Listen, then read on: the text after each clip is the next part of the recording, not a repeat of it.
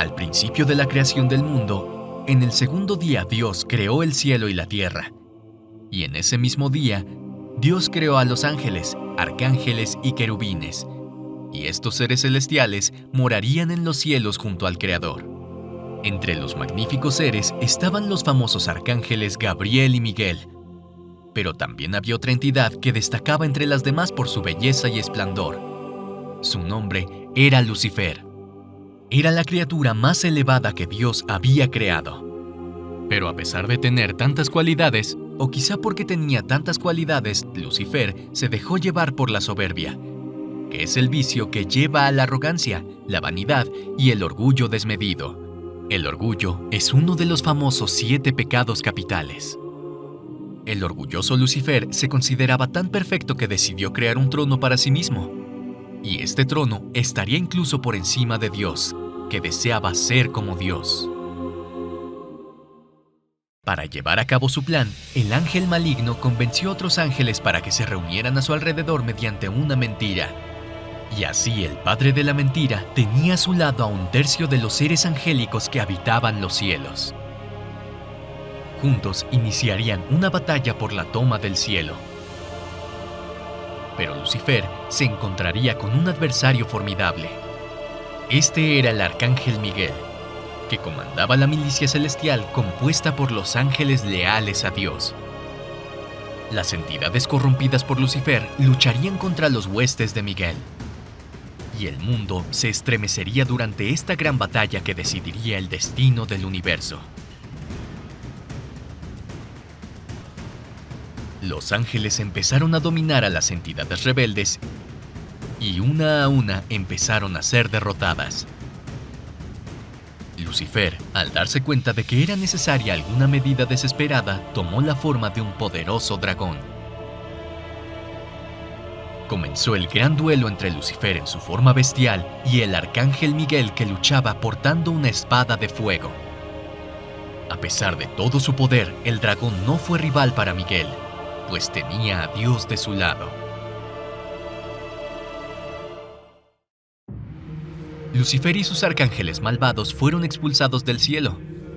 Su caída del cielo los alejaría aún más de Dios. Los rebeldes serían conocidos como los ángeles caídos. Pero Lucifer recibió un castigo aún mayor. El que era el más bello de los ángeles se transformó en el horrendo Satán. Lucifer y sus ángeles caídos habrían entonces de habitar el infierno. Pero aún derrotado, Satanás quiso vengarse de su creador y decidió atacar a su mayor creación, que era el hombre, el que había sido creado a imagen y semejanza de Dios. Satanás, en forma de serpiente, entra en el jardín del Edén y convence a la ingenua Eva para que pruebe el fruto prohibido. Y a través de su lengua engañosa, Lucifer fue responsable del pecado original, que provocó la expulsión de Adán y Eva del paraíso. Satanás dedicaría ahora todos sus esfuerzos a alejar al hombre de Dios y convertirlo en pecador para que no encuentre el camino al paraíso. Lucifer, el ángel caído, rechazó la gracia de Dios y pasará la eternidad intentando destruir su obra. Todos hemos oído hablar de Adán y Eva, que según la Biblia fue la primera pareja de seres humanos creada por Dios. Pero hay un antiguo mito judío que refuta la versión de que Eva fue la primera mujer. Este mito afirma que antes de Eva había otra mujer. Su nombre era Lilith. A diferencia de Eva, que surgió de la costilla de Adán, Lilith habría sido creada de arcilla, junto con Adán. Al haber sido creada por Dios de la misma manera que Adán, Lilith no se sometió a los deseos de su marido, ya que pensaba que estaba en una posición de igualdad, y por lo tanto, no aceptó ser dominada por Adán. Lilith y Adán habitaban el jardín del Edén, pero la rebelión de Lilith la puso en una situación en la que tuvo que elegir entre someterse a su marido o abandonar el jardín del Edén. Lilith no estaba dispuesta a renunciar a su independencia, y por eso eligió dejar atrás a Adán y al jardín del Edén. La primera mujer partió al exilio y se estableció cerca del Mar Rojo. Dios enviaría 2 ángeles para intentar convencer a Lilith de que volviera al jardín del Edén, pero ella le dio la espalda a Dios. Sin su mujer, Adán empezó a sentirse solo. Dios, viendo que el hombre sufría de tal soledad, decidió crear una nueva mujer para él, y así fue creada Eva. Por haberse alejado del Creador, Lilith fue demonizada. Llegó a ser considerada un demonio con forma de mujer. En su forma demoníaca, tendría el poder de causar enfermedades en los niños recién nacidos, y así, para proteger a los niños del mal, se les entregaron amuletos con los nombres de los ángeles que intentaron devolver a Lilith al Edén. Estas historias afirman que Lilith estaba celosa de la vida feliz que llevaban Adán y Eva en el paraíso. Así que, como venganza, tomó la forma de una serpiente y engañó a Eva, haciéndoles probar a ella y a Adán el fruto prohibido, lo que provocó la expulsión de la pareja del paraíso. La historia de Lilith es bien conocida, sin embargo, esta versión de su historia no está presente en la Biblia cristiana, y por lo tanto su historia es rechazada tanto por los católicos como por los protestantes. La versión en la que fue la primera esposa de Adán se encuentra en los textos del alfabeto de Siráside. No se sabe con certeza cuándo se escribieron, pero se cree que se crearon entre el año 700 y el 1000 después de Cristo, en la época medieval. El mito de Lilith está presente en la mitología hebrea, babilónica, sumeria y asiria. En Mesopotamia, la figura de Lilith era vista como una deidad maligna, o cuando se identificaba con la luna, era vista como una diosa que tendría varias caras, y por lo tanto, sus diferentes estados de ánimo. Así, se la podía considerar una diosa de la fertilidad, pero también como una figura demoníaca. Hay teorías que afirman que la ausencia de Lilith en la Biblia fue artífice durante los concilios que definieron cuáles serían los libros canónicos que formarían la Biblia, tal y como la conocemos hoy. La figura de Lilith como mujer independiente y fuerte se opondría a la estructura patriarcal en la que se basan las culturas judeo-cristianas. Por ello, la figura de Lilith ha sido acogida por el movimiento feminista, donde a veces se la cita como la primera feminista. El movimiento afirma que Lilith ha sido injustamente demonizada, al igual que muchas de las mujeres de nuestra historia que han intentado oponerse al dominio del patriarcado, ya sea como figura demoníaca o como símbolo de la lucha femenina. La historia de Lilith sigue siendo objeto de gran interés. Belcebú es un demonio vinculado a la figura de Baal, antiguo dios semítico de la fertilidad, y Zebud, el dios de las moscas. Esta fusión dio lugar a la figura de Belzebud, el demonio de las pestilencias. Se le consideraba uno de los demonios más poderosos, solo superado por Lucifer. Su hambre insaciable le convierte en un devorador implacable. Las plagas generadas por el demonio devoran todo a su paso, por lo que se le relaciona con el pecado de la gula. El señor de las moscas y las pestes atormenta las almas de quienes se dirigen al infierno con sus nubes de moscas que no dejan un momento de paz a sus víctimas. Belcebú es uno de los demonios más poderosos del infierno. Según algunas fuentes, solo es superado por Lucifer. Samael es uno de los arcángeles caídos más famosos de las tradiciones judeo-cristiana y mística, y su nombre significa veneno de Dios. Se le describe como un ser alado con cuernos y cola de serpiente. Como un demonio de muerte y engaño, Samael representa los aspectos oscuros de la existencia humana y las tentaciones que nos alejan de nuestra verdadera naturaleza espiritual. El demonio está vinculado a la guerra y al caos, y por eso se le llama el caudillo.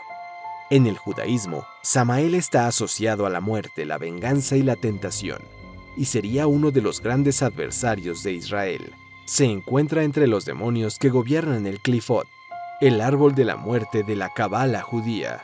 En el cristianismo, Samael está vinculado a la serpiente del Edén, que tentó a Eva e hizo que la primera pareja probara el fruto prohibido.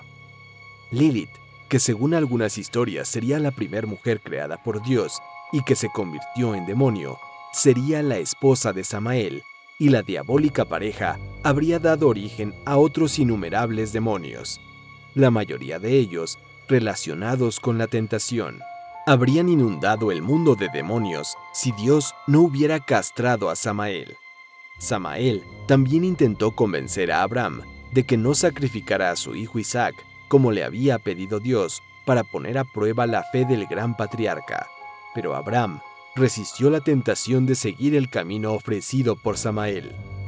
A menudo se invoca a Samael en rituales de magia negra y ocultismo, con el objetivo de obtener poder, venganza o seducción. La magia negra o magia maligna es una rama de la magia que implica la manipulación de energías y fuerzas ocultas con fines egoístas, dañinos o maliciosos, y debido a que Samael es uno de los demonios más influyentes, se le invoca en estos rituales, a pesar de que se le considera una entidad peligrosa y traicionera.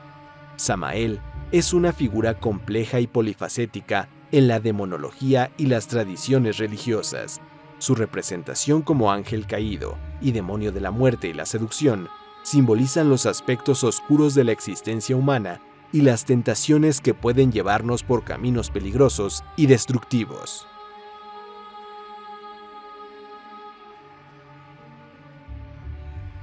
Belphegor, conocido como el demonio de la pereza. Según algunas tradiciones, Belphegor fue una vez un poderoso arcángel llamado Bastiel, pero cuando estalló la rebelión de Lucifer en los cielos, no se unió a los ángeles rebeldes, pero tampoco ayudó al ejército de los ángeles del Señor. Debido a su inacción, fue considerado desertor y arrojado al infierno. Según Santo Tomás de Aquino, todos los pecados causados por la ignorancia tienen su raíz en la pereza, pues debido a la influencia de Belphegor, el hombre prefiere evitar la fatiga y no alcanza el verdadero conocimiento. Se representa al demonio sentado en una letrina que utiliza como su trono infernal y sus heces se convirtieron en sus ofrendas.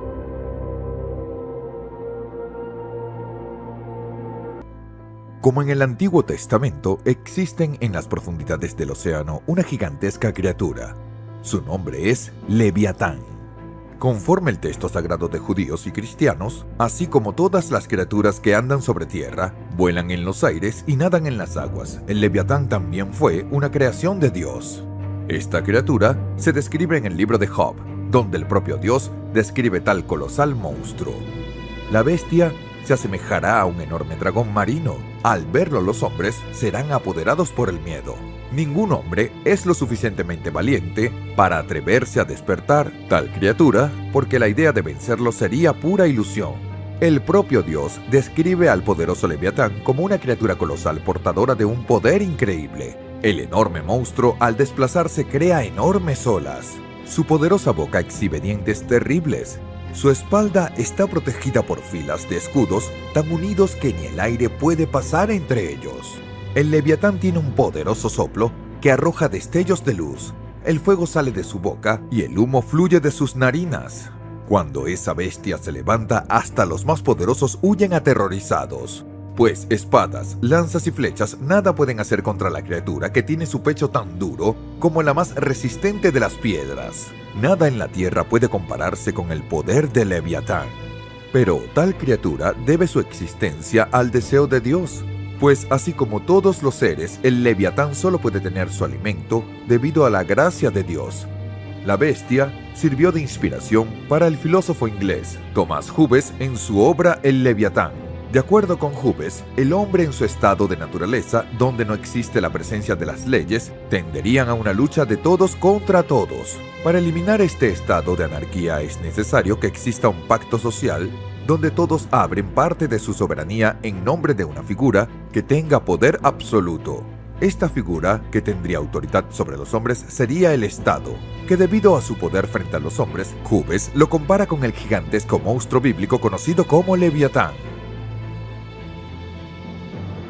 Mamón era una de las muchas deidades precristianas. Llegó a considerarse una figura maligna, ya que se le asociaba con el pecado de la codicia y la avaricia. Se dice que su aspecto recuerda al de un noble decadente con rasgos deformados y agarrando sus bolsas de dinero. En el infierno, construyó un gran palacio lleno de vetas de oro para Satanás, y los insensatos codiciosos creyeron que allí estaba el paraíso, cuando en realidad allí solo encontrarían la perdición. Jesús condenó el culto al dinero, personificado en la figura de Mamón, porque el hombre no podía servir a Mamón y a Dios al mismo tiempo. Aquellos que están bajo la influencia de Mamón se encuentran en una búsqueda incesante de dinero y posesiones materiales, y por lo tanto, no encontrarán el camino al paraíso.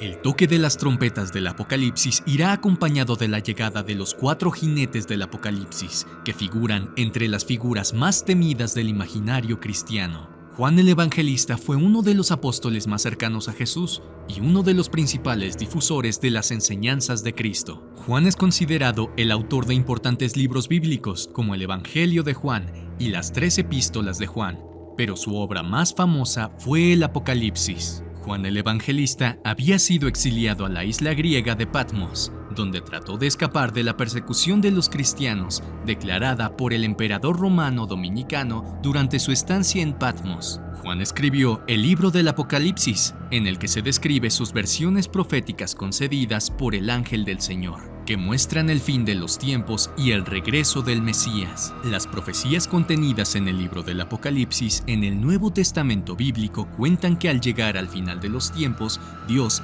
tendrá en su mano un pergamino que contiene 7 sellos sagrados, que a su vez protegen el contenido del pergamino que contiene los grandes secretos ocultos desde la fundación de la tierra. Según la versión judeocristiana, la llegada del Apocalipsis traerá la revelación divina de cosas que hasta entonces permanecían secretas, pero también traerá una serie de calamidades y desastres como la humanidad nunca ha visto antes.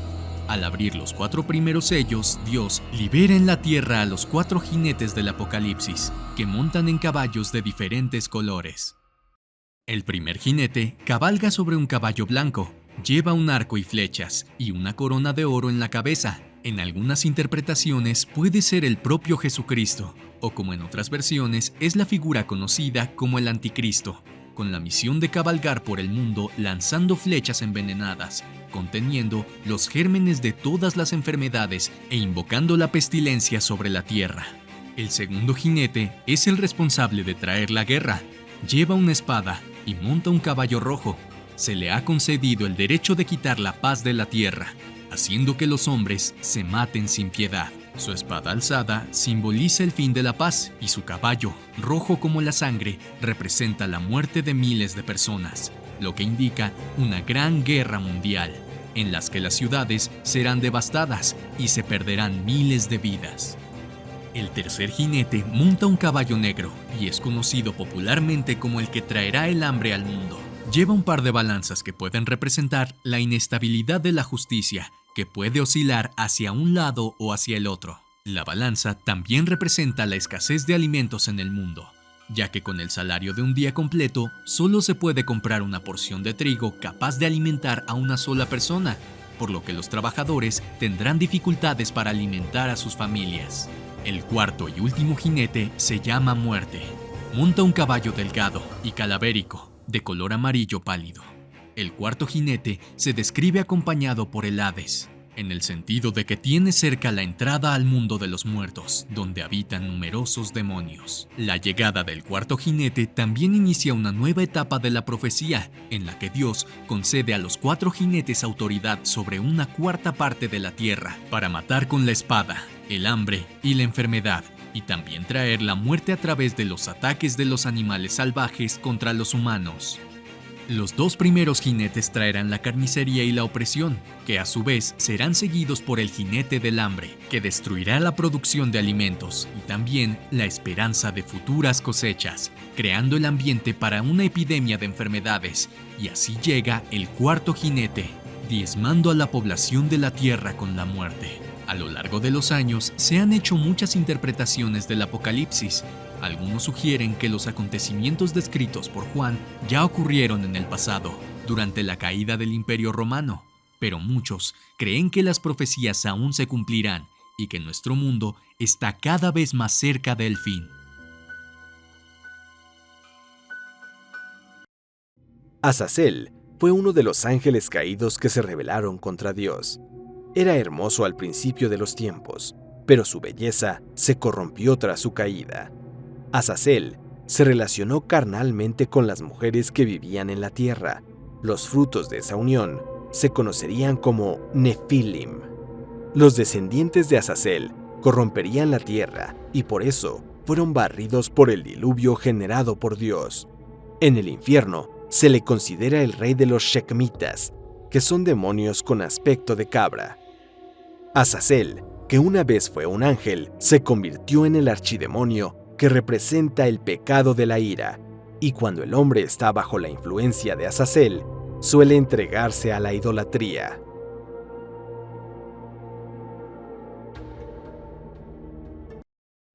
El Behemoth es un monstruo colosal descrito a menudo como una criatura de fuerza y poder destructivo inconmensurables, cuyo poder solo puede ser contenido y domado por el propio Dios.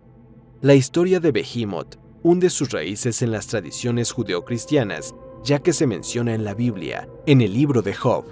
En el texto, Behemoth aparece como una criatura terrenal de tamaño y fuerza poco comunes, ejemplo de la grandeza y el poder de Dios. El Behemoth suele representarse como una criatura gigantesca, con rasgos de animales como el hipopótamo, el elefante y el rinoceronte. En algunos casos, el Behemoth también puede ser representado con rasgos de reptil o incluso como un dragón. A lo largo de los siglos, el Behemoth se ha convertido en un símbolo de todo lo monstruoso y aterrador. A medida que la historia se extendía, diferentes culturas incorporaron la leyenda a sus mitologías y folclores. Hoy en día, el Behemoth se asocia a menudo con otras grandes criaturas míticas como Leviatán y Sis, que simbolizan los elementos mar y aire, respectivamente, mientras que el Behemoth estaría vinculado a la tierra. En la literatura apocalíptica, como el Apocalipsis de Baruch y otros textos judíos y cristianos no canónicos, Behemoth y Leviatán aparecen a menudo como adversarios o incluso como agentes del caos y la destrucción al final de los tiempos. En estos textos, se cree que ambos serán derrotados por Dios o sus agentes durante el juicio final. El simbolismo bíblico del Behemoth puede interpretarse de varias maneras. En el contexto del libro de Job, donde se menciona a la criatura, el Behemoth se utiliza para representar el poder y la grandeza de Dios. A Job, un hombre justo que se enfrenta a terribles pruebas, Dios le recuerda la existencia del Behemoth como ejemplo de su dominio sobre la creación y su capacidad para controlar incluso las fuerzas más poderosas de la naturaleza. El Behemoth sigue fascinando a los aficionados a los monstruos por su combinación única de poder, misterio y simbolismo. Asmodeo es uno de los demonios infernales más poderosos. La figura demoníaca está vinculada al pecado capital de la lujuria. Asmodeo condujo a los habitantes de Sodoma hacia la depravación, y por ello, la ciudad sufrió la ira de Dios y fue arrasada. El demonio también aparece en el libro de Tobías, donde ejerce una fuerte influencia sobre Sara, y, a causa de ello, su marido pierde la vida en su noche de bodas. Pero gracias a la ayuda del ángel Rafael, Tobías consigue expulsar a Asmodeo de vuelta al infierno. El demonio dedica su existencia a utilizar los deseos carnales de los hombres para causar todo tipo de desórdenes y alejar de la salvación a quienes están bajo su influencia.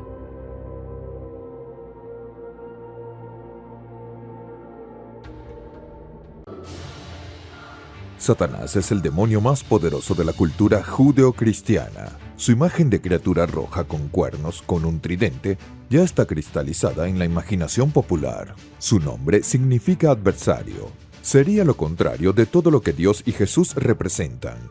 Satanás siempre se opondría a Dios en la lucha por las almas de los hombres. Tradicionalmente se asocia a Satanás como la figura de Lucifer, que una vez fue una figura celestial y que por su orgullo se rebeló contra Dios. Lucifer convenció a otros ángeles para que lucharan a su lado contra el Creador, pero esta rebelión fue sofocada por el arcángel Miguel, quien junto con su milicia divina expulsó a los rebeldes y los arrojó del cielo a la tierra. Lucifer y los ángeles caídos comenzaron a habitar el infierno, y el líder de los ángeles rebeldes comenzó a ser identificado como el mismo Satanás. Según algunas interpretaciones, Satanás habría tomado la forma de una serpiente y habría convencido a Eva para que experimentara el fruto prohibido, haciendo que la humanidad fuera expulsada del paraíso. Satanás, cuando es identificado como el diablo, asume todo el papel de la figura que personifica todo el mal. La Biblia describe que un día Dios fue visitado por Satanás, el acusador, y el Señor presentó a Job, un hombre tan virtuoso y fiel que su alma estaría fuera del alcance de Satanás. Pero el oponente de Dios discutió que Job solo era fiel a Dios porque contaba con sus bendiciones y por lo tanto tenía todo lo que quería. Satanás apuesta con Dios que si sus bendiciones fueran quitadas, la fe de Job se convertiría en polvo y maldeciría a Dios. Todo se le quita a Job, sus bienes, sus sirvientes, su prestigio. Incluso pierde a su familia. Satanás terminó perdiendo la apuesta porque a pesar de todo el sufrimiento de Job, se negó a maldecir al Creador. Para la aparición bíblica más famosa de Satanás es su encuentro con Jesús, que había partido al desierto bajo la guía del Espíritu Santo, donde pasaría 40 días y 40 noches de ayuno. Viendo el hambre que sentía Jesús, Satanás convirtió las piedras en pan, pero Jesús resistió la tentación. Satanás desafió entonces a Jesús a arrojarse de una montaña para ver si se salvaba por los ángeles, pero Jesús dijo que no había necesidad de probarlo. Finalmente, Satanás ofreció dar al mundo a Jesús si adoraba al Señor del infierno. Pero Jesús rechaza aún más esa tentación y dice que solo se debe adorar a Dios y expulsar a Satanás. El oponente de Dios, así como el Creador, enviaría a su Hijo a la tierra para preparar el terreno para la llegada del juicio final. Este hijo de Satanás será conocido como el Anticristo. Satanás no es una figura exclusiva de la cultura judeocristiana. Este ser maligno también está presente en el Islam. Allí también se le conoce como el nombre de Iblis, y sería un Dijin malvado que surgió del fuego. Iblis odiaba a la humanidad con todas sus fuerzas, y su misión era alejar a la humanidad de Dios. Aquellos que se alejen de Alá y sigan los pasos de Satanás serán arrojados al fuego del infierno, donde encontrarán su justo castigo. Ya sea en el cristianismo, el judaísmo o el islam, Satanás marca su presencia tratando de desviar al hombre del camino del bien y la justicia.